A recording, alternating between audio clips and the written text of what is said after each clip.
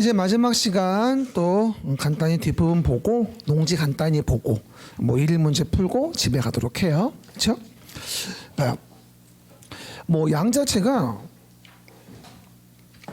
11, 12 이렇게 많지는 않아가지고 별 부담은 없어요. 그렇죠? 난 자꾸 얘기하지만 용어하고 흐름하고 뭐 배우는 건지 테마 잡는 게 중요한 거니까 특히나 민법, 공법 같은 경우는 절대 한 방에 안 돼요. 그러니까 정말 성실하게 그날 봐줘야 돼요. 그렇죠? 나중에 한 방에 될 수가 없어요. 다른 과목도 마찬가지긴 한데 좀 더 길어요. 민법 공부 같은 경우는요. 그렇죠? 그거 아셔야 되고요. 그럼 봐요. 우리가 주택법에 의해서 사업을 진행한다라고 한다면 건설 파트는 사업 주체가 주택 자금으로 사업을 시행하고 사업계획 승인 대상은 30채 이상이거나 1만 이상일 때 얘기하는 거고 사업계획 승인권자는 우리가 대지 면적이 10만 이상이냐 아니냐 구분이 되고 국장의 사업계획 승인 받는 경우도 있다.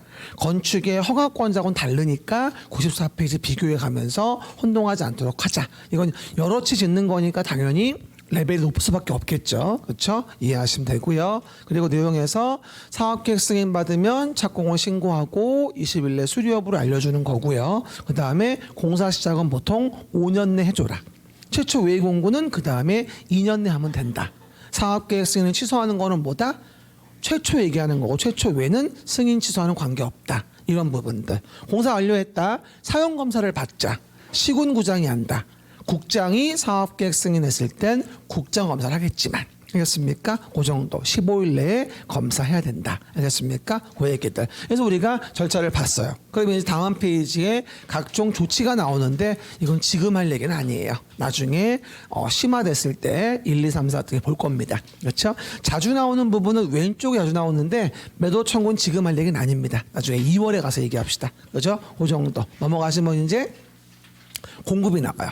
주택의 공급 시작. 주택의 공급.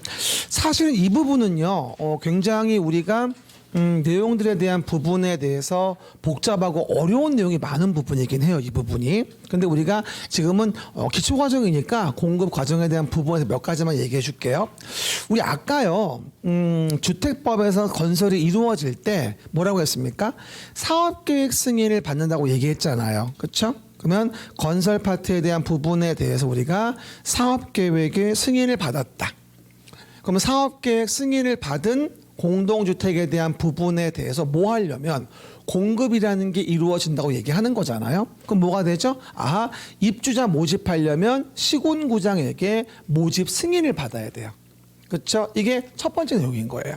사업계획 승인을 받은 거니까 그런 주택 공급을 하려면 모집 승인을 받고 우리가 모집을 하게 되는 겁니다. 그렇죠? 그래서 보통은 사업계획 승인 받고 나면 모집 승인 받아서 입주자 모집을 하게 됩니다. 그렇죠? 사실 그럴 때 우리가 입주자 모집 승인을 받는데 재밌는 거는 복리 쓰려면 신고하는 거고 이럴 때 누구면 공공주택의 사업자라고 한다면 승인 신고가 필요가 없다는 거예요. 우리 아까 앞에서 공공주택 사업자가 누구였었죠? 비등록 사업자 중에서 국가, 지방자치단체, 토지주택공사, 지방공사 있었죠. 그런 자들은 이 입주자 모집 승인, 복리서에 대한 신고 같은 거 필요 없다는 거예요. 이것만 3번 나왔어요. 그때 뭐가 나왔다? 마찬가지 토지주택공사, LH죠. 토지주택공사는 공공주택 사업자이기 때문에 이런 자들은 입주자 모집 승인이나 신고 같은 거 안 받는다는 얘기가 되어집니다. 그렇죠? 그러니까 공공이라면 여러 가지가 특례가 계속 많아요. 사실은요. 그렇죠? everybody 공공주택 사업자. 누구 얘기하는 거라고 아까?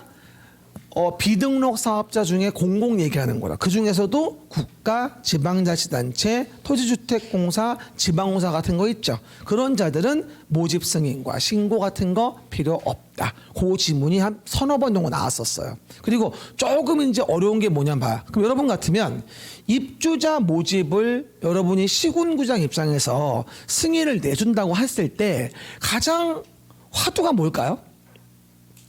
분양가. 분양가. 뭐라고요? 어떻게 알았어요? 뭐라고요? 분양가. 그래서 가장 화두는 분양가예요. 그러다 보니까 분양가 심사위원회라는 거를 시군구장이 사업계획 승인 신청되고 나면 20일 이내 설치 운영을 해줘야 됩니다. 그래서 분양가 심사위원회에서 분양가를 정하는 거죠. 여러 가지 면에서. 그럴 때 우리가 가장 분양가에 대한 민감한 내용 이거죠. 바로 분양가 제한인 거예요. 요즘 이분 잘 나오죠. 말해 분양가 제한. 분양가 제한을 받아서 건축비하고 택지비와 관련된 부분을 분양가 제한을 받아서 많이 분양 금액을 못 받게 하는 겁니다. 그렇죠? 그러면 분양가 제한은 아무데나 가할 수 있는 거냐? 아니면 분양가 제한을 가하는 섹터가 있는 거냐? 당연히 섹터가 있겠죠. 그렇죠? 그럼 봐봐요. 일단 우리가 주택이라는 걸 이렇게 공동주택 일반인에 공급하는 공동주택을 공급하여 한다라고 한다면 분양가 제한을 받는데 만약에 봐요. 요 집이 시세가 20억이에요. 그런데 분양가 제한 받아서 10억에 분양을 해줍니다. 그럼 누가 좋아할까요? 분양 받는 자가 좋아하겠지. 그죠? 20억짜리 시세인데 10억에 샀으니 좋아할 거 아니겠냐고요. 그럼 어떻게 될까요? 이거를 가지고 있고 싶을까요? 얼렁 팔아서 10억 벌고 싶을까요? 그래서 전매제한을 가요.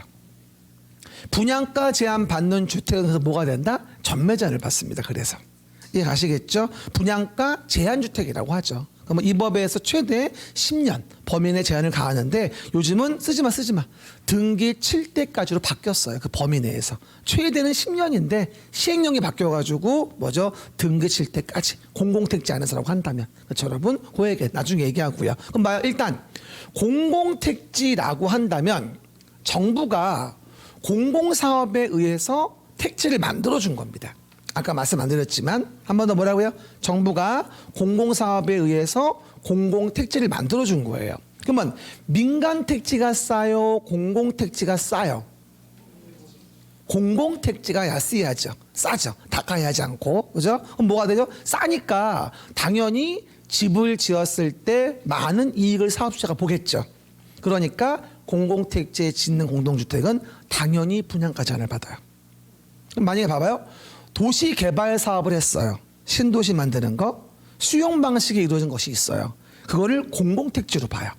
그럼 거기서 지어진 주택은 뭐가 됩니까? 당연히 분양가 제한이 있는 거예요.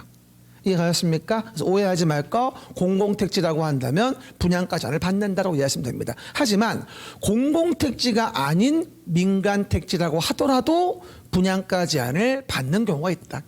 이 민간택지의 분양가 제한은요, 문재인 정부에서 연구를 진짜 많이 했어요. 옛날에 그 문재인 정부 때 오랜 기간 동안에 국토교통부 장관하신 분 있죠. 현민지, 백민지. 그렇죠, 여러분? 그분이 이제 장관할 때 정말 제한에 대한 여러 가지를 많이 내놨거든, 그 당시에. 그래가지고 민간택지에 이제 분양가 제한을 가하고 싶어서 도입한 게 이거였어요. 분양가 상한제 적용 지역. 라고요? 분양가 상한제 적용 지역입니다. 오해 말거 분양가 상한제 적용 지역은 민간택지 정하는 거지 공공택지 정하는 게 아닙니다. 공공택지는 그 자체로 분양가 제한이 있기 때문에 정할 필요가 없어요. 이건 어디다? 민간택지 정하는 거예요. 누가? 국장이 주거정책심의위원회 심의 거쳐가지고. 됐습니까? 지금은 뭐 자세한 내용은 의미 없겠지만 어쨌건 뭐라고 이해하자? 분양가 상한제 적용 지역은 민간택지로서 어디에? 투기과열지구 정해진 곳에서 다음의 요건 중에 뭐가 맞으면 정할 수 있구나. 이렇게 이해하시면 돼요.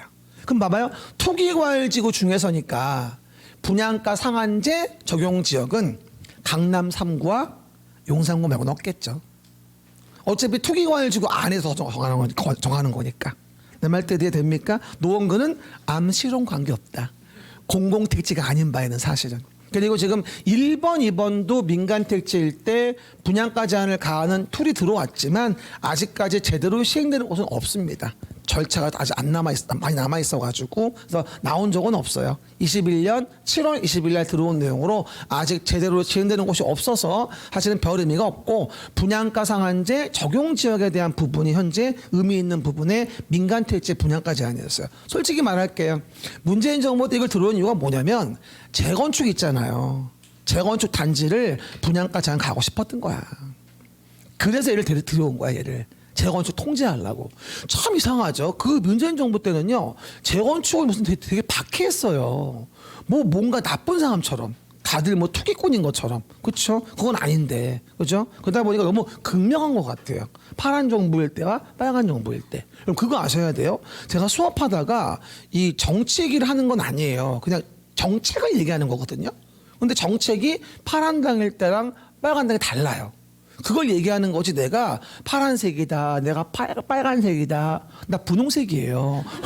그죠? 그거 얘기하는 거 아니거든. 오해하시면 안 돼요. 강의할 때 절대 하지 말아야 할 말이 있어요. 성에 대한 거하고 종교하고 정치 얘기하면 안 돼요. 그 세 가지 얘기하면요 반드시 컴플레인 들어와요. 얘기 안 해. 분홍색이야. 어쨌든 그 얘기들 이해하시면 되겠죠. 정책 얘기하는 거니까 오해하시면 안 돼요. 그 정부 때 이거 했다는 얘기야, 내 얘기는. 알겠습니까? 오해하지 말고요. 그 정도 라인만 잡아놓게 물어볼게요. 분양가 상한제 적용 지역은 국토교통부 장관이 공공택지에 정한다? 아닌 거예요. 공공택지, 외의택지인 민간택지에 이 조건들이 맞으면 하는 거예요. 자세한 조건 나중에 얘기할 거예요. 지금은 뭐 디테일한 거 외우는 거 의미가 없으니까. 외우면 뭐예요? 금세 까먹을 텐데. 그렇죠, 여러분? 그 의미만 이해하시면 되고요. 요 박스 잘 이해하시면 좋겠어요. 됐습니다. 그 내용은. 근데 요거 나올 때 참 잘 나오는 질문이 뭐냐면 분양가 제한을 받지 않는 경우다. 요게 참 잘 나와요. 한 5번 나왔던 것 같아. 분양가 제한을 받지 않는다. 그죠? 분양가 제한을 받지 않는다. 참 잘 나오는 부분이에요. 그죠? 그러면 분양가 제한 받지 않는 것 중에 아까 제가 앞에 용어 정할 때 말한 부분이 있어요. 뭐? 도시형 생활주택. 서민 주거 안정을 위해서 도시형 생활주택은 분양가 제한을 받지가 않습니다.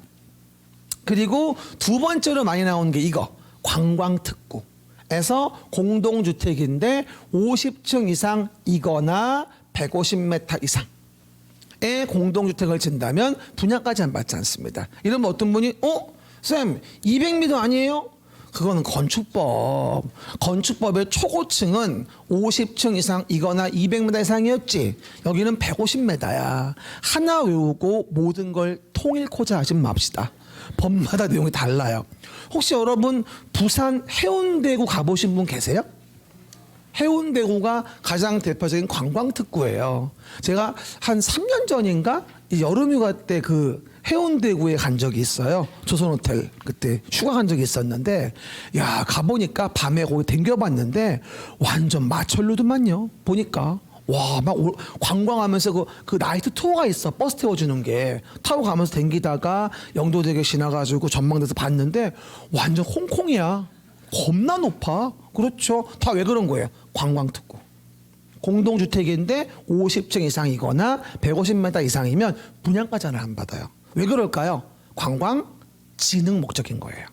이해가셨습니까? 확실히 부산 쪽이 관광이 플러스가 되긴 되는 것 같아. 요번에 그 부산 엑스포 됐으면 좋았을 텐데. 그렇죠? 119대 29만 아니었으면. 그렇죠? 한 열심히 노력하길래는 박빙인 줄 알았어. 근데 막상 결과 나왔더니 119대 29래. 이게 뭔 결과지 이게? 이건 박빙이 아닌데 5,600억 썼대요. 5,600억.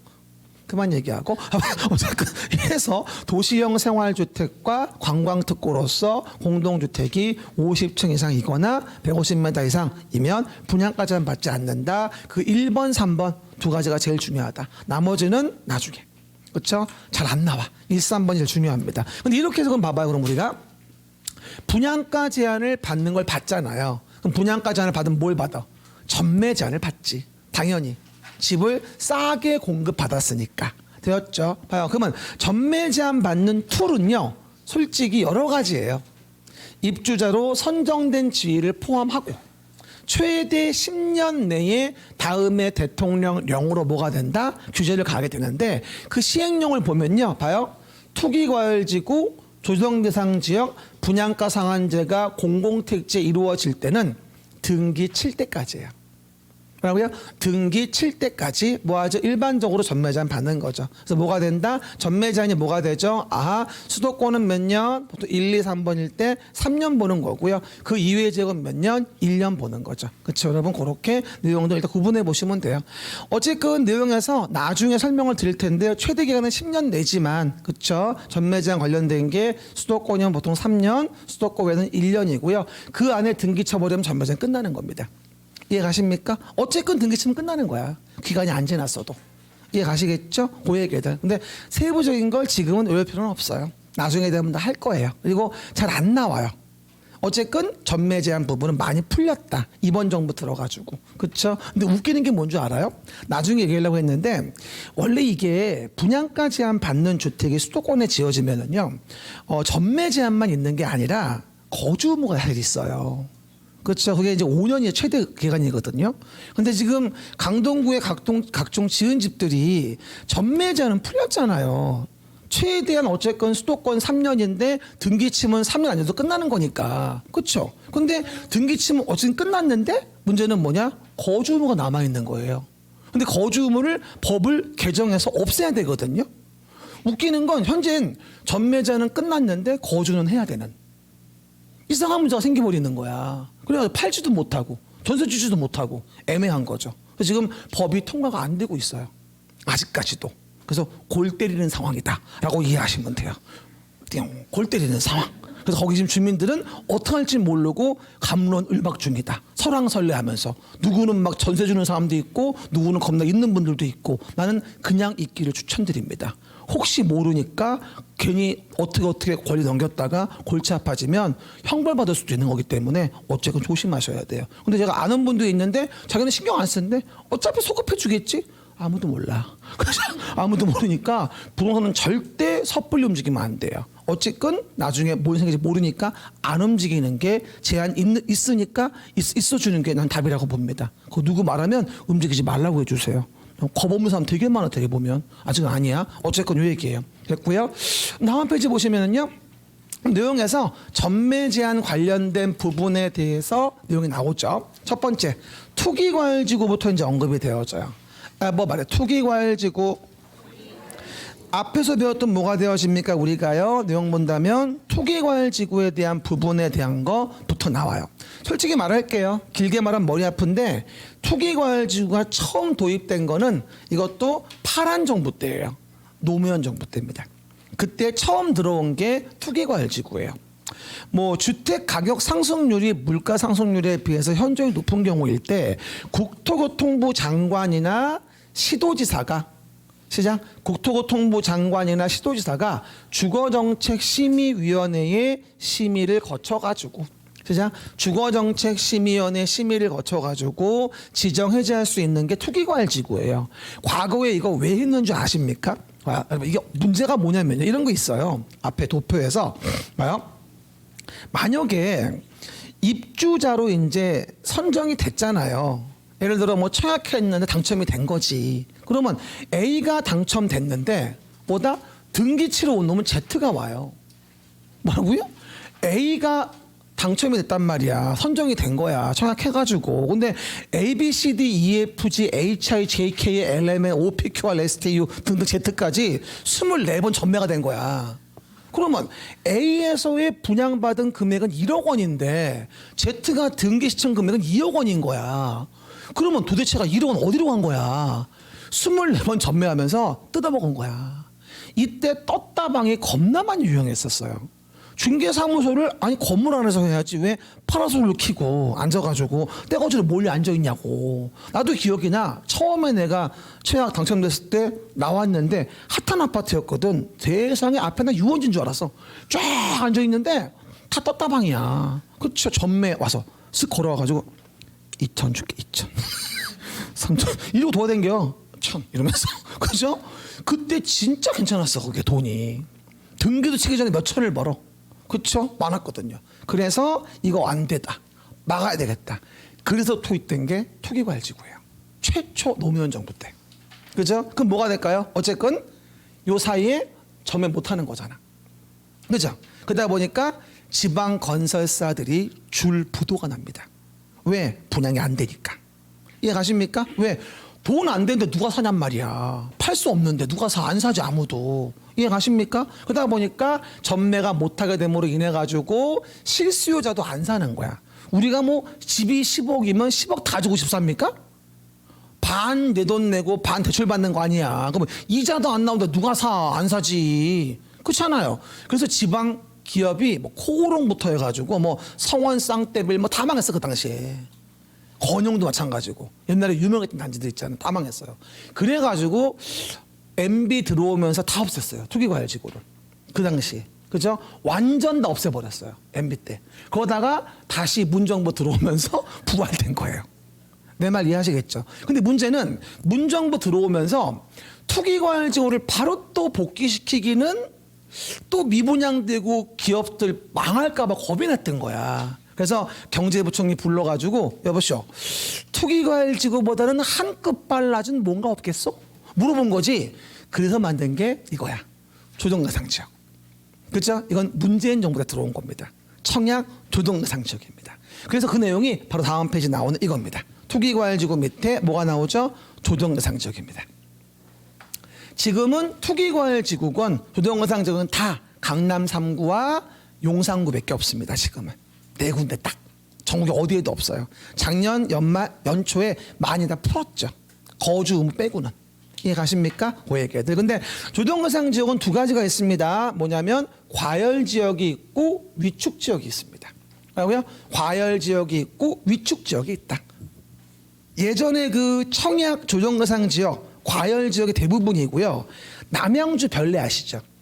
그게 이제 3년 전쯤에 하도 이제 분양이 안 되고 미분양, 중공업 미분양이 많았어요. 거기가 다 짓고 나서 미분양된 거. 그것 때문에 말이 많아가지고 위축지역 정하려고 하다가 다시 활성화되는 바람에 아직까지 위축지역으로 정해진 곳은 없습니다. 원래 후보지가 별내였었는데 다산 신도시하고 지금은 다 잘 돼가지고 없어요. 다 분양됐으니까. 그리고 현행은 대부분 다 과열지역이에요. 근데 이번에 34의 문제 뭐가 나오는지 아십니까? 34의 문제 이게 나왔어요. 위축지역의 지정기준. 와, 이거 빵꾸 내가지고 빵꿀 넣으시오. 여기 막 나와. 뭐 이런 걸 내냐? 그렇죠? 위축지역의 지정기준 빵꾸 내 물어봤다니까 34의 문제가 여기 나와 안 나와? 18, 19, 20 이렇게. 이해갑니까? 됐죠? 그래서 또 나올 가능성은 없다. 제가 봤을 때는 또 나온다면 이제는 과열적 물어보지 않겠어요? 반대로 그러니까 뭐 1.3배 뭐 이런 것들.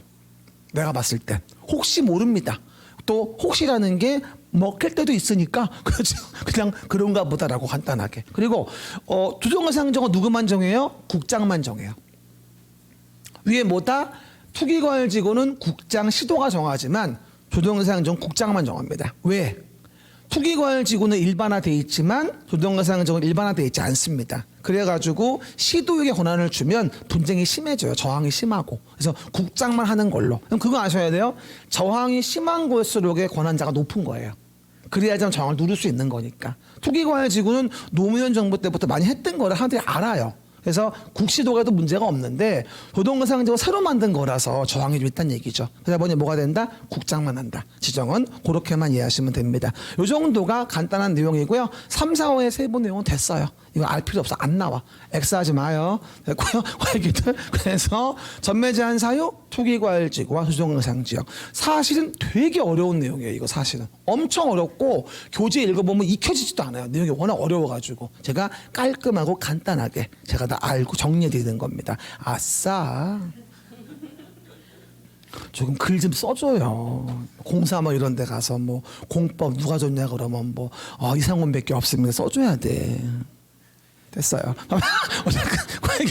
그런 다음에 보시는 바와 같이 예외적으로 전매 제한 받지 않는 허용행위 등이 있다. 나중에 할 겁니다. 그렇죠? 뭐 다들 알다시피 무슨 뭐 세대원 전원이 뭐 근무 생업상 사정에 의해 가지고 세대원 전원이 다른 곳으로 이사 간다 뭐 이런 경우일 때 가능한 거 얘기하는 거거든요. 뭐 상속에 의했을 때 마찬가지 다 뭐예요? 이 1, 2, 3번은요. 다 뭐라고 나오냐면 세대원 전원이 세대원 전원이라고 나와요.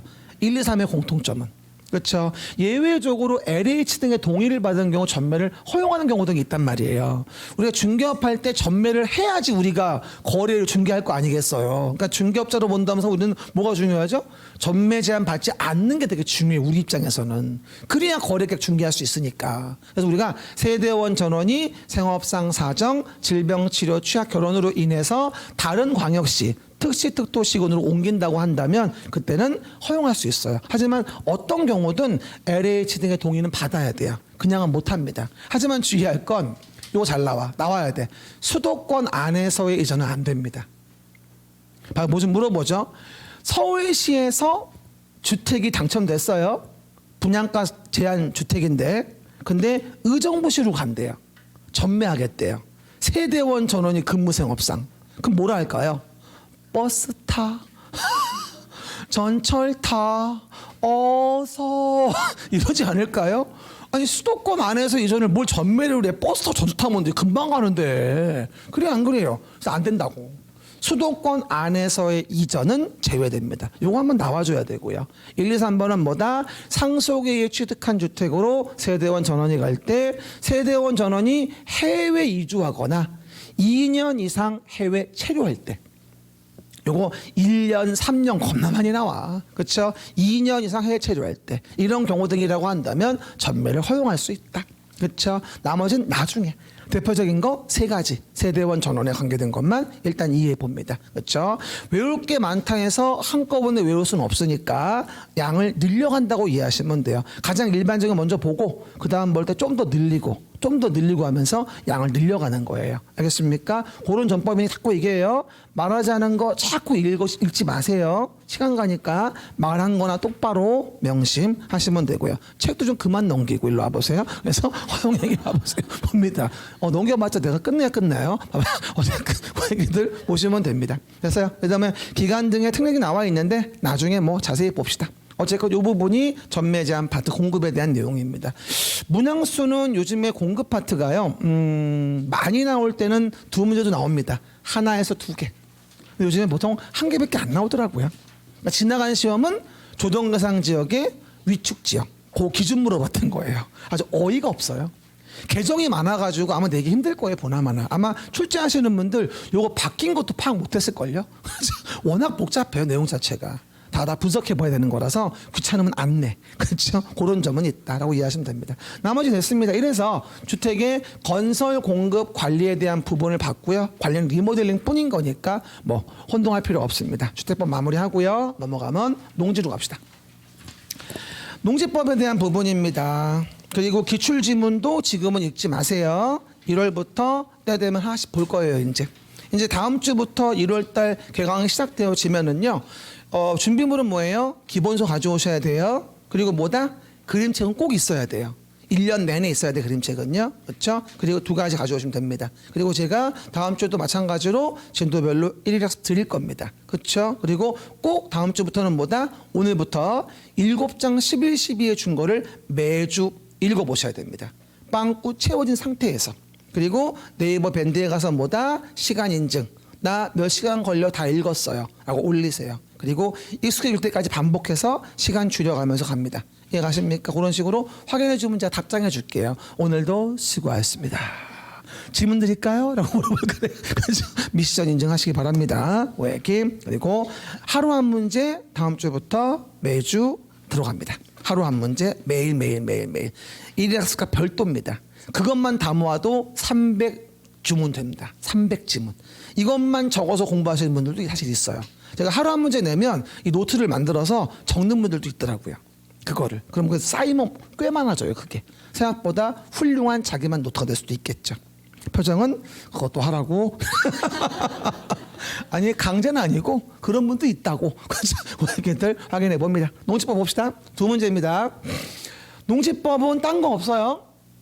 농지라는 것에 대한 부분을 아무나 막 소유할 수는 없어요. 농업하는 자들이 소유할 수 있는 거죠. 농지가 투기물건 되면 안 되니까. 그 농지는 방치하면 안 되고 뭐 해야 돼요? 잘 이용해 줘야 돼요. 그리고 농지는 다른 용도로 막 전용하면서 바꾸면 안 되는 거라서 농지를 잘 보존해 줘야 되겠죠. 농지법의 세 가지 본론은 뭐예요? 소유, 이용, 보전이에요. 라고요? 소유, 이용, 보전. 그 중에서 가장 많은 문제가 언급되어지는 건 당연히 뭐다? 소유 파트. 두 문제가 나오는데요. 한 문제에서 두 문제가 소유예요. 그러니까 뭐 거의 뭐 소유 나오고 끝난다 봐도 과언이 아니죠. 거의 10번 나오면 7, 8번은 그냥 소유 관련된 문제가 나오는구나. 이렇게 봐도 됩니다. 보통은 용어 하나 나오고요. 그 다음에 소유 하나 나오는 게 일반적인 태도예요. 그쵸? 됐습니다. 어쨌건 뭐 이용과 보존 파트도 왕왕 나옵니다. 빵개에서 한 개, 빵개에서 한 개. 알겠습니까? 그런 이라고 하십니다. 그럼 농지부터 봐볼게요. 농지법이니까 농지가 뭔지 알아야 돼요. 농지법인데 농지 모르면 되겠습니까? 알아야지. 그럼 봐요. 농지에 대한 부분의 정의에 대한 부분 보십니다. 일단 전답과수원의 법적 지목을 따지지 않습니다. 불문하고. 전답과수원 지목 뭔 줄 알죠? 불문하고요. 뭐하죠? 실제로 시작. 실제로 농작물 경작지 다년생 식물의 재배지로 이용됩니다. 시작. 농작물 경작지 다년생 식물의 재배지로 이용된다면 이걸 우리가 농지라고 해요. 그러니까 꼭 전답과수원의 지목이어야만 농지라고 하는 건 아니라는 거죠. 그렇죠? 그게 아니어도 실제로 진짜로 농지로 본다. 시작. 실제로 진짜로 농지로 본다. 안 도와주네요. 됐고요. 그러면 다년생 식물의 재배지라는 건 뭘 얘기하는 거냐? 일반적으로 이런 것들이고요. 이 생육기간이 2년 이상인 것들이라고 이해하시면 됩니다. 생육기간이 2년 이상인 것들. 그리고 조경 관상용 수목과 묘목도 재배하는 경우라고 한다면 농지로 봐주거든요. 재배한다고 한다면 조경 관상용 수목과 묘목 그거 아세요? 가끔 우리 왜 이런 거 질문하시는 분 있다? 우리 주택단지 안에 보면 조경수 있잖아요. 저거 어디서 가져오는 거예요? 이러면 사람들이 도봉산 가서 파오나? 잡혀가요. 큰일 납니다. 조경업자가 자기 농지에 심는 거야. 그러니까 뭐야? 조경 관상용 수목과 묘목 이걸 재배한다면 농지야. 그것도 팔아먹기 위해서 심는 거잖아. 그거는 도봉사가 뽑아오면 잡혀간다니까. 이해가셨죠? 오해하시면 안 된다고. 그리고 조경업자가 되게 부자예요. 생각보다 갑부야 갑부. 장난 아니에요 진짜. 그렇죠? 어쨌든 하지만 정말로 조경 목적으로 심어져 있다면 이건 농지 아니지. 단지 안에 조경 심어져 있는 게 농지예요? 아니잖아. 정말 조경 목적 식재되어 있는 건 농지일 수가 없겠지. 이해 가셨죠? 요거 한 번씩 나왔던 얘기예요. 그리고 그거 말고도 봐봐요. 토지 개량 시설, 농축산물 생산 시설 이런 것도 다 농지가 됩니다. 그러니까 대표적인 토지 개량 시설이 뭐냐면 유지, 양배수, 수로, 농로, 제방, 방풍림 같은 거 이런 것도 다 농지가 되어져요. 과거에 한번 이런 질문 나온 적이 있어요. 방풍림의 용도로 변경한다면 농지를 다른 용도로 전용하는 허가를 받아야 한다. X. 방풍림도 농지예요. 토지 개량 시설로. 표정은 그게 뭔데 이런 표정을 짓고 있는데 내가 방풍나무를 난다 이런 분이 있어요. 그 무침 맛있죠. 그렇죠? 어쨌건 방풍림은 말 그대로예요. 바람을 막는 살림이란 얘기예요. 그렇죠? 바람을 막는. 보통 과수원 옆에 많이 심어요. 태풍 올 때 낙과 방지를 위해서. 그것도 농지예요.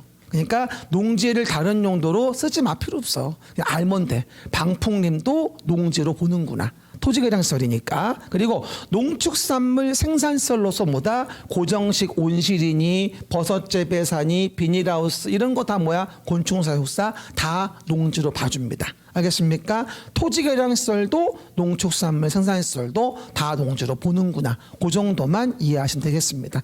하지만 가끔 잘 나오는 거 다음은 농지가 아닙니다. 시작. 다음은 농지가 아닙니다. 이 잘 나와요. 그럼 농지가 아닌 거 중에서 이해할 게 이겁니다. 아까 뭐였죠? 전답과수원 지목에 불문한다고 했죠. 그럼 전답과수원 지목이 아니어도 농지가 될 수 있다는 거죠. 그런데 그 전답과수원의 지목이 아니라면 농작물 경작 기간이 3년 미만이면 농지 아닙니다. 지금 무슨 말이에요? 전답과수원이 아닌 지목이면 3년 이상은 농작물 경작지로 쓰였어야 됩니다. 그래야 농지로 봐주는 거예요. 그렇죠? 지목이 잡종지예요. 2년 동안 벼농사를 지었어요. 농지인가요? 아니죠. 3년 미만이라 농지로 볼 수가 없어요. 지목이 전답과수원이에요. 1년밖에 안 됐어요. 농지인가요? 맞죠. 전답과수원은 다 농지예요. 여보세요. 뭐라고요? 전답과수원은 다 농지입니다. 알았죠? 전답과수원이 아닌 거 얘기하는 거죠. 괜찮아요. 됐고요. 확인하시고 또 하나 지목이 임야입니다. 산지죠. 임야. 그럼 지목이 임야인 거면 하나 주의할 건 산지 전용 허가 같은 거 적법하게 거치지 않았으면 이건 농지 아닙니다. 또 기읍번에 예외가 있는 거예요. 그거 아세요? 임야 같은 산지에서요 3년 이상 농사 지었다고 농지로 본다면 우리 오늘 심심한데 농지나 만들러 갈까? 도봉산 가서 그렇죠? 예, 이렇게 다 이렇게 펜스 치고 농사를 시작하세요. 그리고 3년만 지나면 뭐가 된다? 농지가 되나? 안 돼요. 300년 해도 안 돼요. 그렇죠? 이 산지가 불법으로 농지로 개간되어지면 산사태를 막을 수가 없어요. 임야만큼은 안 됩니다. 그래서 임야 많이 물어봐요. 기획에 또 예외인 거죠. 임야만큼은 적법하게 산지를 농지로 바꾸는 전용 허가를 제대로 받아야 됩니다. 그렇지 않으면 할 수 없어요. 그리고 초지법의 초지도 농지가 아닙니다. 알고 있죠? 초지법의 초지. 우리 소 키우는 동네. 우유, 젖소 우유 갖다 키우는 동네. 초지법의 초지. 그런 경우는 농지 아닌 거로 봅니다. 하지만 초지법의 초지가 아니라 그냥 초지를 재배하는 거라면 농지가 될 수 있어요. 하지만 초지법의 초지는 아니에요. 알겠습니까? 초지법상 초지는 초지일 뿐인 것이고 농지라 볼 수는 없다. 농지의 기본 정의. 이거 오늘 얘기하고 다음번에 간단히 얘기할 거야. 농지의 정의 오늘 기억합시다. 오늘 한 것만 아시면 돼. 농지법도. 그렇죠? 그 얘기. 그다음 밑에 보시면 뭐가 나오죠? 농업인이 나옵니다. 빨리 농업인. 이것도 잘 나와요. 잊어버릴 만하면 나오는 부분입니다. 농업인이 왜 중요하냐면 농지는 아무나 소유할 수 없거든. 농지 소유 제한이 있으니까 오른쪽 위에 있듯이. 그래서 농업인이 누군지를 알아야 돼요. 그래야 농지를 누가 소유할 수 있는지. 경자 유전의 원칙인 거니까. 경자 유전이 뭐예요? 농사하는 자, 그런 자가 농지를 소유하라는 얘기잖아. 몇 년 전인가 경자 유전의 원칙 아시죠? 물어봤더니 어떤 분이 여자분 둘이 앉아서 야 너래 이러는 거예요. 그분 이름이 경자인가 봐요. 그래서 경자 유전의 원칙이라고. 재미없어요? 봐봐. 어쨌든 봐요. 그러면 농업인 관련된 부분에 대해서는 첫 번째가 뭐냐면 가운데 봐봐요. 요거 또는 OR 요거 주의하셔야 돼요. 또는 OR이 영어로 또는이에요. 알겠습니까? 그 얘기. 그러면 앞뒤가 다르죠. 1천 이상의 농지에서 경작을 한다. 또는 1년 중 90일 이상 농업에 종사한다. 앞뒤 하나만 맞으면 농업인이에요. 동시만족이 아니라는 거죠. 응용지문 나면 은근히 헷갈립니다. 들어봐요. 일단 첫 번째 1,000제곱미터의 농지에서 1년 중 80일을 농업에 종사했어요. 농업인인가요? 1,000제곱미터의 농지에서 1년 중 80일 농업했다면 농업인 맞아요. 앞에가 맞잖아. 앞뒤 하나 맞으면 돼요. 900제곱미터의 농지에서 1년 중 90일을 농업했어요. 농업인이다. 뒤가 맞잖아요. 그러니까 이게 나오면 되게 어려워요. 생각보다. 그래서 1천 이상 또는 1년 중 90일 이상. 이해갑니까? 그 정도는 되면 농업인 봐주고. 그리고 아무리 그래도 고정식 온실 같은 거라면 330제곱미터 이상의 고정식 온실이면 온실은 시설이 들어가잖아. 비닐하우스니까. 그러니까 1000이 안 돼도 농업인으로 봐줘요. 고정식 온실 330제곱미터 이상. 그리고 하나 재밌는 거 축산업 종사자도 농업인이 됩니다. 뭐라고요? 축산업 종사자도 농업인이 되는데 주의할 거 축산업도 봐봐. 가운데 또는 있어요. 또는. 그죠? 그럴 때 대가축 2마리, 중가축 10마리, 소가축 100마리, 가금 1천수, 꿀벌 10군이 이상 사육하거나 1년 중 120일 이상 축산업에 종사하는 자. 그렇죠? 왜 위에는 90일인데 여기는 120일일까? 축산업은 시설 구비를 더 해야 하거든. 그래서 120일. 구비할 시설이 많으니까. 농사는 솔직히 조그맣게 하려면요. 뭐 곡괭이하고 뭐 이렇게 낫하고 뭐 이렇게 뭐 가래하고 뭐 몇 가지 있으면 질 수 있어. 하지만 축산업은 그게 아니잖아. 축사도 있어야 되고 많이 해야 되니까. 하나 물어볼게요. 그러면요. 121, 99분 하시고요. 근데 이 앞에를 또 많이 오해를 해요. 봐요. 뭐 좀 물어보죠. 대가축이 뭐 있어요? 대가축. 어떤 분이 가끔 가다가 뭐 곰, 뭐 호랑이 뭐 이런 거 그건 가축이 아니에요. 그죠? 가축은 집에서 키우는 동물이잖아요. 그러다 보니까 가축의 대표 대가축이 소예요. 소. 우리 큰 재산이죠. 시골 분들은 그렇죠. 그럼 중가축은 우리 친구들. 날 보고 돼지라 그래요? 왜? 돼지들 12. 그렇죠? 소가축. 소가축은 소예요? 작은 거, 그렇죠? 소가축까지 여러분들이 할 때 뭐 오리, 닭 이런 말 하는데 그건 가금이라고 해요. 집에서 키우는 새를 가금류라고 하거든요. 그래서 우리가 뭐 꿩이나 무슨 뭐 닭이나 오리 이런 거 있죠. 그런 가금류라 그래요. 가금류 1천수 이상이고요.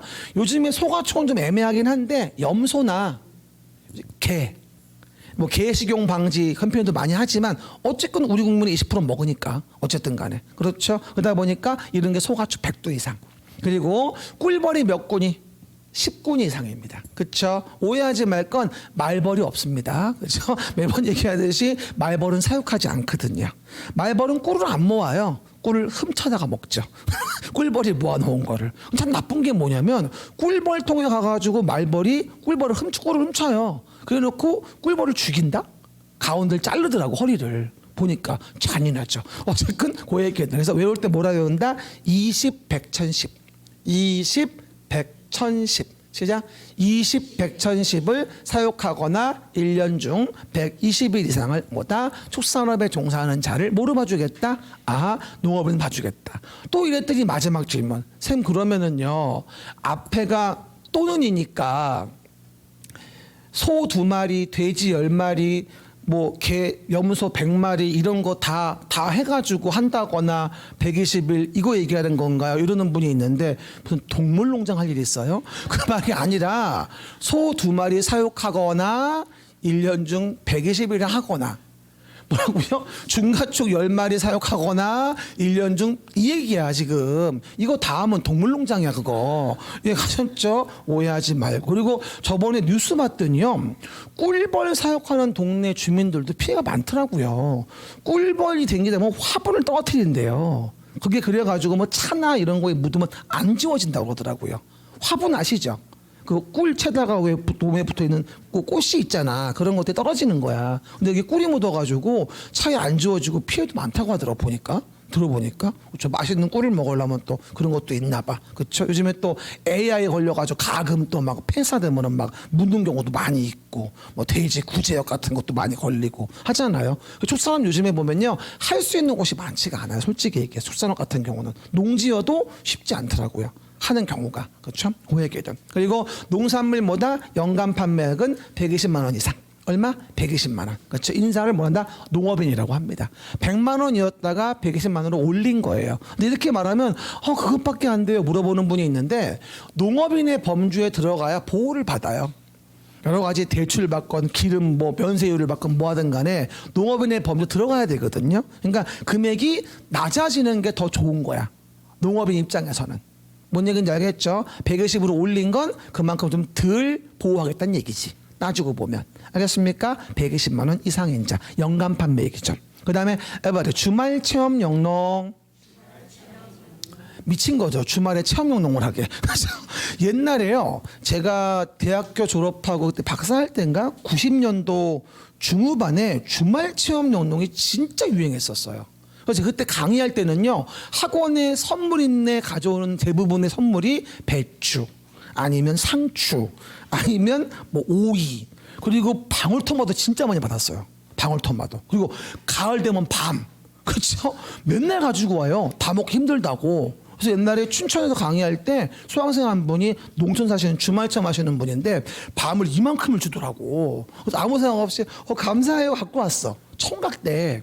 그래서 원룸 아파트에다가 싱크대에 뒀다? 근데 어느 날 갑자기 자는데 내 옆으로 뭐가 기어댕겨. 요만한 벌레가 기어댕기는 거야. 깜짝 놀랐어. 통통한 게 하얀 게 있더라고. 밤벌레야 그게. 처음에는 징그러웠는데 귀엽더라 그거. 가만히 보니까. 봐봐요. 그래서 그런 것들이 농업인이 아닌 개인이 주말 등을 이용해서 취미생활이나 여가활동으로 농작물을 경작하거나 다연생 식물을 재배하는 거를 주말체험 영농이라고 하는데, 포인트는 뭐예요? 농업인이 아닌, 그냥 농업인이 아닌 자가 하는 거예요. 이 주말체험 영농을 악용해가지고 탈법적 농지를 소유한 자들이 있거든요. 그것 때문에 주말체험 영농의 소유권이 굉장히 많이 강화가 됐어요, 이번에. 그렇죠? 얼마 전 들었죠? LH 등 준공무원들이 주말체험 영농을 빌미로 해가지고 농지를 아주 땅값 오를 만한 곳에 사가지고 말이야, 오르면 팔아먹고 이래가지고 걸렸잖아요. 그렇죠? 저기 뭐 국회의원들, 보좌관들이라든가 뭐 등등등, 국회의원 친구라든가 사모님이라든가 많이 걸렸잖아요. 그래서 이번에 많이 강화됐어요. 그렇죠? 그 얘기들 나중에 얘기합니다. 그래서 우리가 용어 정의 봤고요. 그 중에서 가운데 하나만 더 봅시다. 위탁 경영 봅시다. 위탁 경영 요거 잘 나와요. 34에 또 나왔어요. 위탁 경영. 그렇죠?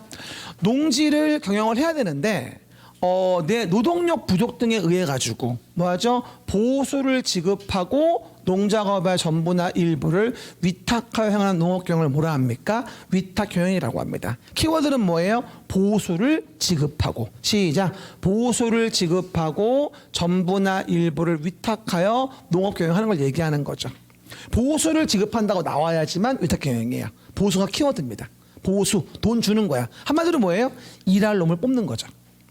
농작물 누가 먹어요? 내가 먹어요. 위탁경영. 임대차는 농작물 누가 먹어요? 임차인이 먹어요. 난 도지를 받는 거지. 달라, 내용 자체가. 알겠습니까? 농작물을 누가 먹나 생각해봐. 위탁경영은 내가 먹는 거고 임대차는 임차인이 먹는 거야.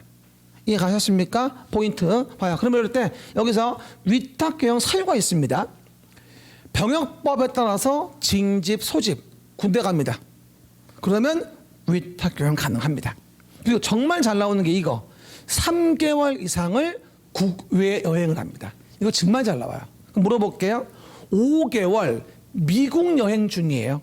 5개월 미국 여행 중. 위탁경영 됩니까? 미국은 국외죠. 그러니까 가능해요. 그럼 물어봐요. 1년 동안 제주도 여행을 해요. 위탁경영 됩니까? 제주도 비행기 타지만 국외는 아닙니다. 국내죠. 그렇죠. 그리고 1년 동안 국내 여행 되는 거는 이건 거렁뱅이에요. 그렇죠. 그래서 오해하지 말 것. 국외 여행 3개월 이상. 알겠습니까? 또 하나, 부상으로 3개월 이상 치료가 필요하다라고 한다면 이것도 위탁경영 가능합니다. 3개월이 많이 나와요. 여기 위탁경영 사유 중에서는요. 근데 이번에 34회 때 뭐라고 나왔어요? 이게 나왔어요. 자기 노동력 부족에 의할 땐 일부 위탁이지 전부 위탁이 아니에요. 근데 이번 34의 답이 이거였거든. 자기 노동력 부족으로 전부 위탁 안 돼. 자기 노동력 부족은 일부 위탁인 거지. 그게 답이었어요. 아주 뭐 맨날 나오는 질문들. 이거 하나 맞추면 두 문제 중에 하나 건진 거야. 그러니까 의미가 없는 거야 사실은. 이 앞에 용어 파트에 130페이지만 잘 봐줘도 반은 건지는 거라니까. 거의 매번 그래요 시험에서. 그렇죠? 그러니까 좀 더 멀리 가서 131페이지 오른쪽까지만 봐줘도 한 개는 반드시 건져요.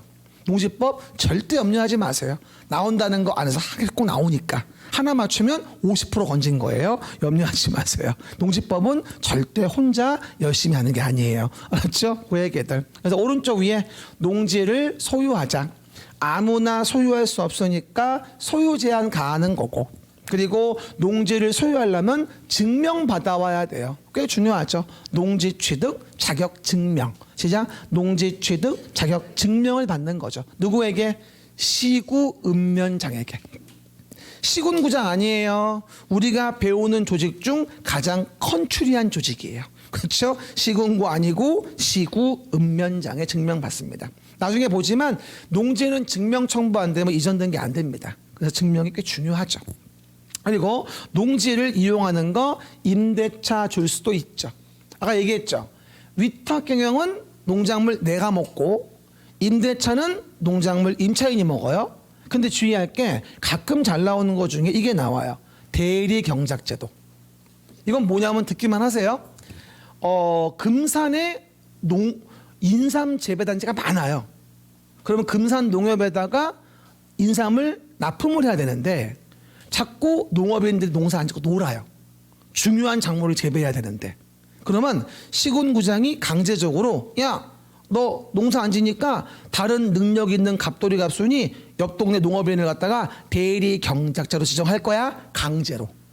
그게 대리 경작자 지정 제도예요. 이해 갑니까? 시군구장이 해요. 이건 강제로 한다고 이해하시면 돼. 뭐라 쓰면 돼? 강제로. 물론 뭐 의견은 듣는데 안 들으면 어차피 강제로 하는 거니까. 그렇죠, 여러분? 그렇게 이해하시면 됩니다. 강제로 대리 경작자를 정해가지고 하는 겁니다. 나중에.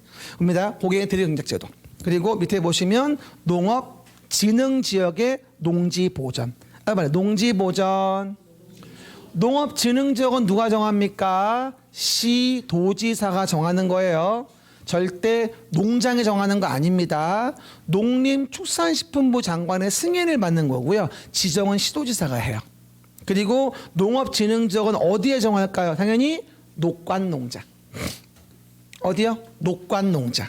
주상공의 농업진흥지역은 말이 안 되잖아요. 그리고 어디 제외하죠?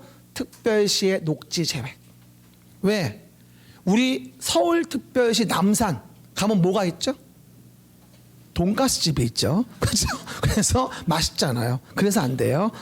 그렇게 농담이고 특별시의 녹지는 도시용지로 공급될 가능성이 높아요. 그러니까 유일하게 특별시의 녹지만 안 돼요.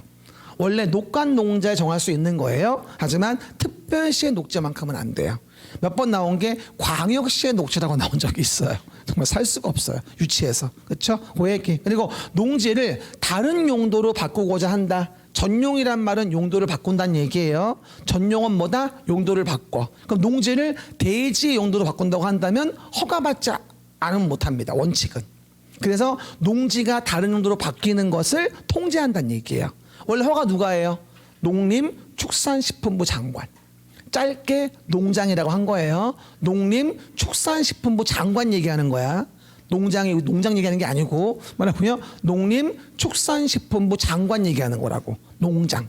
맨 앞에서 얘기했잖아. 쓸 거 없어. 맨 앞에서 얘기했으니까. 농림축산식품부 장관은 뭐야? 농장이라 짧게 얘기하는 것뿐이야. 그렇죠? 그 정도. 이래서 농지법의 첫 페이지 관련돼서 얘기했습니다. 요 정도만 알아도요. 2개 중에 1개는 건져요. 그렇죠? 매번 그래요. 34에는 요게 나왔고요. 제 생각은 농지도 나온 지 꽤 됐어요. 30회 나오고 안 나왔거든요. 농업인도 28회 나오고 안 나왔어요. 둘 다 공습 경보예요. 기출 가능성 꽤 높습니다. 그 정도. 이렇게 해서 마무리하고요. 1일 학습 보고 집에 갑시다. 집으로 가요. 집에 갑시다. 아우 배고파. 봐봐요.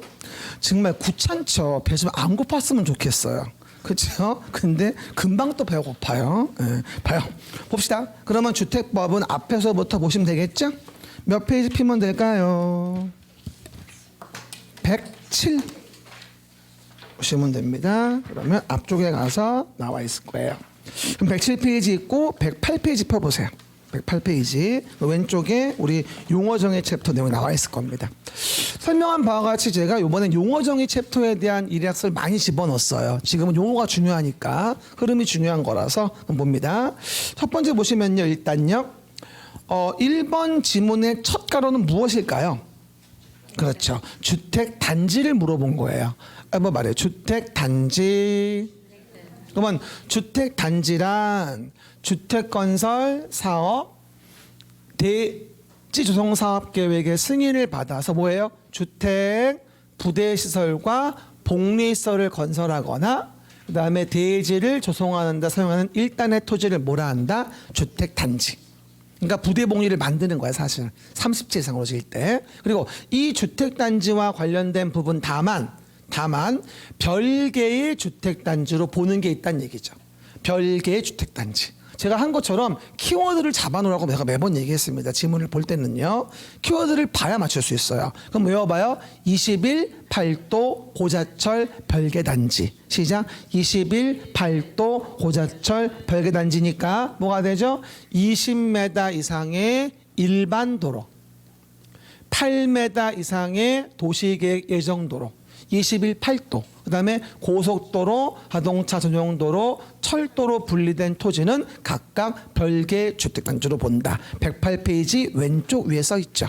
108페이지 왼쪽 위에 21팔도 고자철 108 왼쪽 위에. 짝수면 왼쪽 페이지입니다. 뭐라고요? 짝수면 왼쪽 페이지예요. 107에도 있지만 108 왼쪽 위에도 있습니다. 용어 정의에서. 왜 이렇게 오늘 힘들죠? 봐봐. 이렇게 못 찾아. 그래서 내용 등을 정리해 보시고요. 두 번째 볼게요. 주택단지를 뭐 한다고 돼 있어요? 둘 이상으로 구분한다고 돼 있죠? 그러면 주택단지를 둘 이상 구분했다면 뭘까? 그렇지. 공구라고 이해할 수 있겠죠. 공구란 하나의 주택단지에서 둘 이상으로 구분되는 일단의 구역으로서 착공신고, 사용검사를 별도로 수행할 수 구역을 말하며 공구별 세대수는 몇 세대? 300세대 이상. 공구별은 300. 그러니까 또한 전체가 600세대 이상이라고 한다면 공구별로 뭐예요? 분할하여 시행할 수 있다고 얘기하는 거예요. 참 많이 나왔던 질문이에요. 공구별 세대는 몇 세대? 300세대 이상이니까 600세대 이상 되면 공구별로 분할 시행할 수 있는 거죠. 이해되겠죠? 보면 같이 외웁니다. 보면서. 그 다음 108페이지 오른쪽 위에 보면 주택의 종류가 나와 있을 거예요. 한 번 더 물어봐요. 이 주택법령에 나와 있는 단독주택과 공동주택에 대한 부분은 건축법의 일반적인 분류를 얘기하는 게 아니라 주택법의 한목적적인 주택분류 얘기하는 겁니다. 그럼 주택법은 건설, 공급, 분양하는 거잖아요. 그러니까 여기에 단독주택의 종류는 뭐가 되죠? 다가구. 공관 들어가면 안 돼. 다가. 그 다음에 공동주택은 연세대 라고 이해하셔야 됩니다. 기숙사 들어가면 안 됩니다. 쉬운 거 같아서 나오면 되게 많이 틀려요. 보통 3, 4월 첫 모의고사 볼 때 이거 나오거든요. 대부분 많이 틀려요. 처음에는 단다가공 연세대 기숙사였는데 그건 건축법. 지금은 단다가 연세대 시작. 단다가 연세대 기억 좀 하시고요. 네 번째 봅시다. 네 번째 지문을 보아하니까 자금 분류, 자금의 지원을 받아가 보입니다. 국민주택 얘기하는 거네. 108페이지 오른쪽. 그렇죠? 그럼 국민주택이라고 한다면 108페이지 오른쪽 자금과 규모가 맞아야 되겠네. 그럼 일단 국가 지자체의 재정으로 지었다 또는 뭘로? 주택 도시기금. 시작. 주택 도시기금으로부터 자금을 지원받아 건설된 주택으로서 봐봐. 수도권에 진다고 했으니까 전용 면적은 얼마? 85 이하가 되겠지. 수도권에 진다고 했으니까. 그리고 국민주택이 되어지겠지. 그럼 물어봐. 수도권도 아니고 도시도 아닌 읍면이면 얼마까지? 100제곱미터까지 가능하다고 제가 108페이지 오른쪽에서 얘기했었죠. 이해됩니까? 국민주택 정의 잘 기억하시면 되고요. 5번 지문은 108페이지 오른쪽 밑에 도시형 생활주택입니다. 아주 다들 중요한 문제들이에요. 잘 나오는 부분들이고. 그럼 봐요. 도시형 생활주택은 서민 주거 안정을 위한 것으로 몇 세대? 300세대 미만. 또 아까 공구랑 혼동하지 말어. 공구는 300세대 이상인 거고 도시형 생활주택은 모든 자금을 다 지원할 수 없는 거라 300세대 미만으로 가는 거야. 알겠습니까? 그러면서 어디다가 국민주택의 규모죠. 그 다음에 어디에다가 도시지역에 지어지는 것으로서 도시형 생활주택은 일단 단지형 그렇지 연립주택하고 그 다음 단지형 다세대 주택하고 그 다음 그렇지 소형주택으로 구분해지는 거야.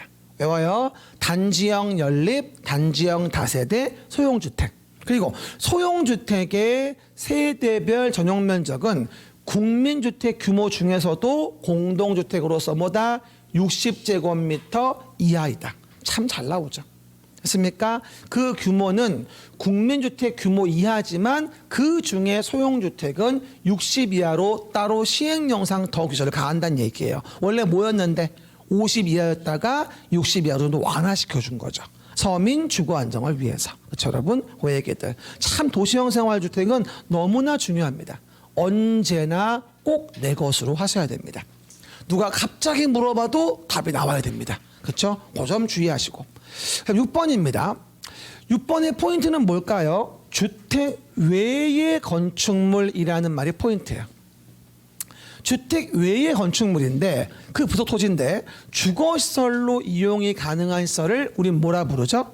준주택이라 부르는 거죠. 그러면 109페이지 왼쪽 밑에 준주택. 시작. 준주택. 그래서 준주택이란 주택 외의 건축물과 부속 토지로서 주거시설로 이용 가능한 건데 외울 때 뭐라고 했지?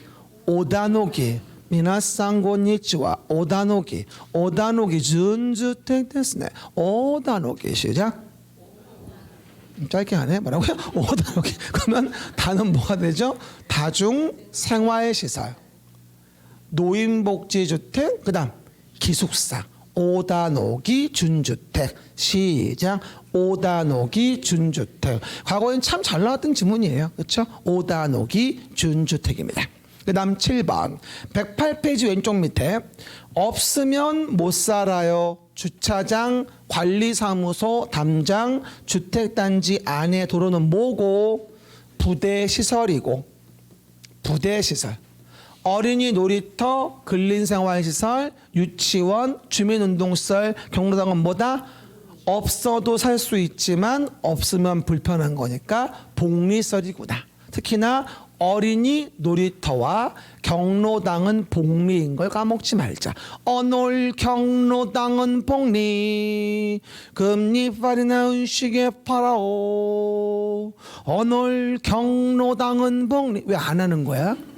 남자만 해봐요. 시작. 또 우울하죠. 봐봐요. 그래서 어놀 경로당은 복리가 되어집니다. 그 다음 109페이지 오른쪽 위에입니다. 리모델링 봐봅시다. 해봐봐요. 리모델링. 리모델링이란 109페이지 오른쪽 위. 건물의 노후화 억제, 기능 향상 등을 위해서 뭐 한다고 했죠? 대수선 또는 증축행위. 개축은 들어가면 안 돼. 개축은 어디 있어? 건축법에 있는 거야. 그렇죠? 그리고 또한 수직으로, 키워드 수직으로 증축하는 행위의 대상이 되는 기존 건축물의 층수가 뭐죠? 15층 이상인 경우에는 3개층을 증축할 수 있죠. 그렇죠? 모이면 14층 이하면 2개층 얘기하는 거고. 그렇죠? 또한 수직으로 증축하는 행위의 대상이 되는 기존 건축물의 층수가 15층 이상인 경우에는 3개층을 증축할 수 있습니다. 14층 이하면 왜 2개층? 기둥이 얇으니까. 알겠습니까? 과거에 수직 증축 꽤 많이 물어봤던 포인트니까 보시면 되고, 아마 앞으로도 리모델링은 세대수 증가형 리모델링 쪽이 포인트인 것 같아요. 109페이지 오른쪽 중간에 있죠.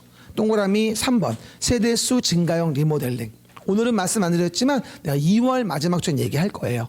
세대수 증가형 리모델링이 요즘에 핫한 이슈죠. 알겠습니까? 그 정도 나중에 얘기하고요. 9번 봅시다. 그러면 등록사업자 등록이 나옵니다. 그럼 넘기시면 등록사업자 등록은 페이지 어디부터? 113페이지부터. 봐요. 그럼 일단 이 지문의 포인트는 무엇이 되어질까라고 한다면 뭐하죠? 등록하여야 한다. 뭐라고요? 등록하여야 한다. 이겁니다. 그럼 등록에 대한 부분을 물어본 거야. 항상 문제는 뭐다? 키워드를 찾으라고. 그래야지 가로를 넣을 수 있고 지문을 파악할 수가 있어요. 그죠? 그럼 봐봐요. 연간 단독이면 얼마? 등록이니까. 그치? 20호야. 또 30이라고 이해하면 안 돼.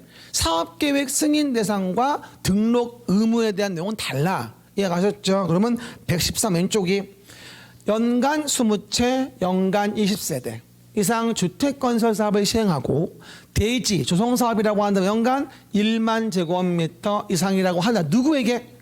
국토교통부 장관에게 등록하여야 한다. 시작. 국장에게 등록. 시작. 국장에게 등록. 절대 시군구장에게 등록이 아니다. 113 왼쪽 맨 위에 써 있죠. 간단해 보이지만 참 잘 나오는 지문들 모아놓은 겁니다. 그렇죠? 그 정도 이해해 보시고. 게다가 10번 문제는 주택조합이죠. 조합 종류. 지직리 주택조합. 시작. 지직리 주택조합. 그럴 때 114페이지 보시면 주택조합을 구성코자 한다. 이게 안 나와야 되는데. 그럼 물어봐요. 주택조합의 설립의 인가를 받으려면 일단 뻥치면 안 되죠. 사기 쳐먹으면 안 되니까 80% 이상에 대한 사용권과 그중에 15% 이상의 소유권 확보를 해야 돼요. 그래야 조합 설립 인가가 나와요. 114 가운데 위에 외워요. 80% 이상의 사용권과 더하기 15% 이상 뭐다? 소유권이 있어야 된다. 근데 그러려면 한두 명 가지고 안 되는 거죠. 그래서 주택건설 예정 세대수의 얼마? 50% 이상으로서 조합원은 몇 명? 20명 이상이어야 한다. 그리고 리모델링 조합은 당근 제외죠.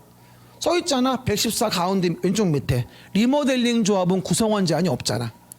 114 왼쪽 밑에. 리모델링 조합은 뭐다? 구성원 제한이 없어. 왜? 이건 어차피 다 소유자야. 그러니까 위에 나와 있는 구성원 수를 언급할 이유는 없는 거죠. 알겠습니까? 그거 혼동하지 말고. 그렇죠? 왜 구성원 수가 필요하다? 지역 직장처럼 땅을 사야 되기 때문에 그런 거야. 근데 리모델링은 어차피 땅이 있잖아. 지금 소유자들이니까 구성원이 관계없는 거지. 그렇죠, 여러분? 그 얘기들 이해해 보시면 되고요. 그 다음 11번은 봐봐요. 키워드 뭐 하나 봐. 키워드. 주택 상환 사채를 물어보는 거네.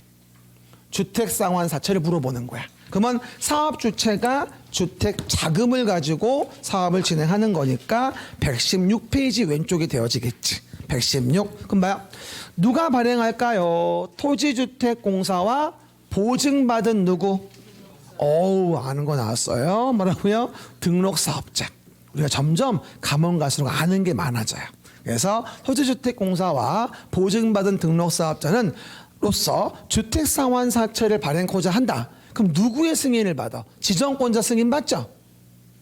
아니야. 지정권자는 도시개발법의 토지상환채권이고 여기는 국토교통부 장관의 승인을 받아야지. 그래서 116 왼쪽 중간에 3번에 써있죠. 국장 승인. 주택상환채는 누구 승인 받는다? 국장 승인을 받고 또 상환기간은 몇 년? 3년을 넘을 수 없어요. 하지만 그건 뭘 얘기한다? 입주 시까지가 아니라 공급계약 체결일까지의 기간을 3년 넘을 수 없다고 얘기하는 겁니다. 입주 시까지를 의미하는 것이 아니고요. 알았죠? 그거 내용들 확인해 보시고. 넘어가시면 이제 사업계획 승인 대상 관련된 부분에 12번 문제가 나오겠죠. 봐요. 12번 아까 봤던 거 혼동하지 말 거. 아까 봤던 몇 번하고 9번과 혼동하시면 안 돼요. 그죠? 9번은 등록사업자 등록 기준을 물어본 거고 지금은 뭐예요? 아, 사업계획 승인을 받아야 하는 규모를 얘기하는 거예요. 지금은 뭐다? 사업계획 승인을 받아야 하는 규모. 지금은 그거 얘기하는 거예요. 그러니까 위에 몇 번하고 9번하고 12번 혼동하지 말란 얘기예요. 이해가셨죠? 그럼 사업계획 승인이니까 단독주택이라고 한다면 얼마? 30호. 공동주택 30세대 이상의 주택건설 사업 또 1만 제곱미터 이상의 대지 조성사업을 시행한다면 뭐가 되죠? 사업계획 승인권자에게 사업계획 승인을 받아야 한다. 어디 아까 9번의 등록사업자 등록기준과 자꾸 혼동하지 마셔라. 이해가셨습니까? 포인트. 게다가 내용에서 이제 13번 문제는 뭐다? 공급 부분의 전매 제한의 일종인 투기과열지구와 관련된 부분이 126페이지 왼쪽 위에 써 있죠. 간단한 문제입니다. 그럼 봐요. 투기과열지구라는 것은 누가 정하는가? 일단 국장 아니면 시도지사가, 국장 아니면 시도가 주택가격의 안정을 위해서 주거정책심의위원회 심의, 주택법에 나오는 심의는 주거정책심의위원회예요. 그림책에도 왼쪽에 써 있어. 그렇죠? 주거정책심의위원회, 절대 도시기획위원회 아니에요. 그렇죠? 여기 나오는 심의는 주거정책심의위원회입니다. 어디? 126 왼쪽 위 1의 기역의 둘째 줄 주거정책심의위원회 심의. 형합행 거나요? 그렇죠? 주거정책심의위원회 심의. 됐습니다. 그 다음에 농지법으로 넘어갑시다. 앨범 아래 농지법 넘어가시면 130페이지입니다.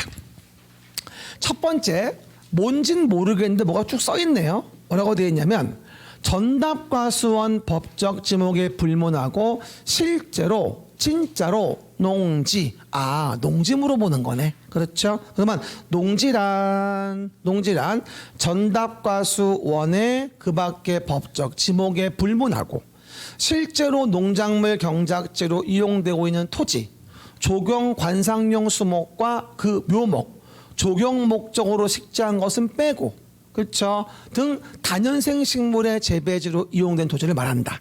게다가 토지 개량 시설과 농축산물 생산시설까지를 포함해서 농지로 봐주겠다라고 제가 정의를 집어넣은 겁니다.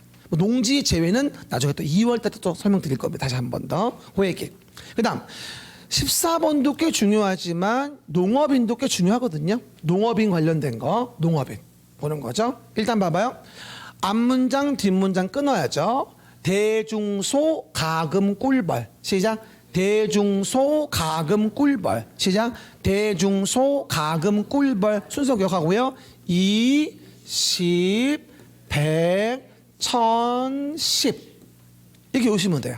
20, 100, 1010 그렇죠? 사육하거나 1년 중 120일 이상을 축산업에 종사하는 자 뭐라 한다? 농업인. 앞뒤 구분하시고요. 그 다음 정 가운데 밑에 위탁경영도 꽤 잘 나오죠. 해봐봐요. 위탁경영. 위탁경영의 키워드가 뭘까요? 보수를 지급하기로 약정했다는 얘기예요. 보수. 그리고 농작업의 전부일 수도 있고 일부일 수도 있고 위탁하여서 행하는 농업경영을 말한다. 따라서 3개월 이상 국유여행 중인 경우 등에는 위탁경영을 할 수 있다. 이렇게 얘기하는 거예요. 하지만 자기의 노동력 부족으로 인한 경우는 일부만 됩니다. 동그라미 몇 번? 6번. 주의하셔야 돼요. 위탁경영이 전부나 일부나 위탁할 수 있지만 자기의 노동력 부족으로 위탁할 때는 일부 위탁이에요. 알겠습니까? 그걸 전부라고 나왔던 게 작년 답이었으니까 3, 4회 때 그거만 좀 주의합시다. 그렇죠? 이렇게 우리가 전반적으로 농지와 관련된 까지 봤습니다. 이래서 11, 12 과정은 마무리가 됐고요. 올 마무리 잘 하시고 우리가 내년에 만나볼 거예요. 일단 오늘 헤어지고 나 우리 내년에 보는 거예요. 그래봤자 일주일 후지만 그렇죠? 새해 복 많이 받으시고요. 우리 새해 복은 합격이에요. 더 이상 후퇴할 수 없어요. 반드시 합격합시다. 여러분 새해 복 많이 받으세요. 감사합니다.